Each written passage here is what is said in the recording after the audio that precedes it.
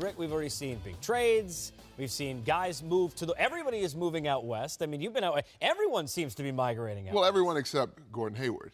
Yes. He's heading east. Yes, and I think true. a couple other players may be staying east. See, I like what you did there because that's we call that a segue. Let's talk about some of the guys who are staying east. Dion Waiters, suddenly his options for Miami opened wider as Gordon Hayward moved elsewhere to Boston. He gets a 4-year, $52 million deal.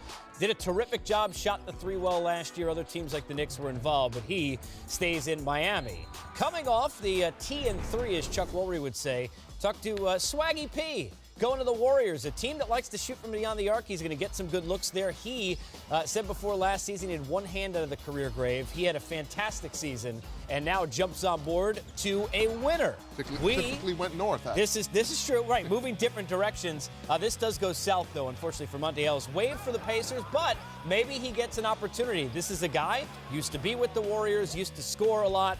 Ball in his hands, we know he could still make things happen. We'll see if he gets that. And making it happen at a year 18, 19, 20, I don't know how long we're going to go. Richard Jefferson and Vince Carter are going to try and outdo each other. RJ is back. He said on his road trip and podcast he will return to the Cavaliers.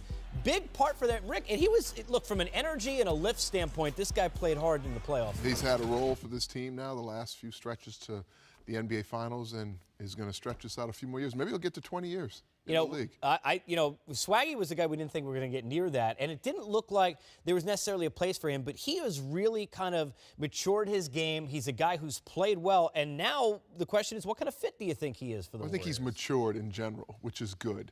I love the fit because of the style of play. You think the D'Antoni system in L.A., where he really had his best year, was this up-tempo style that we're seeing the Warriors play successfully. Now you put him on the floor with those other three guys. We see he can shoot the three ball.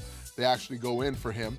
He's going to get some open ones because a lot of attention will be paid to the other players on the floor with him. Made 170, a lot of attempts, but you know what though? These will be open attempts.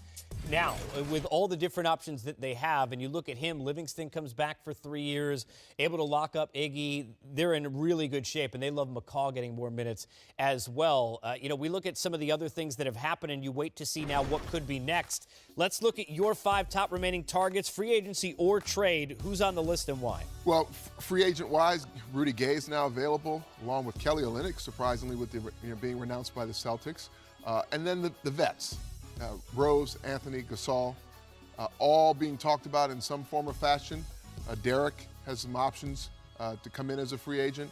And then, obviously, Melo's been coveted by a couple top-tier teams in Houston and the Cavs. Will the Knicks, buy him out? And then Gasol.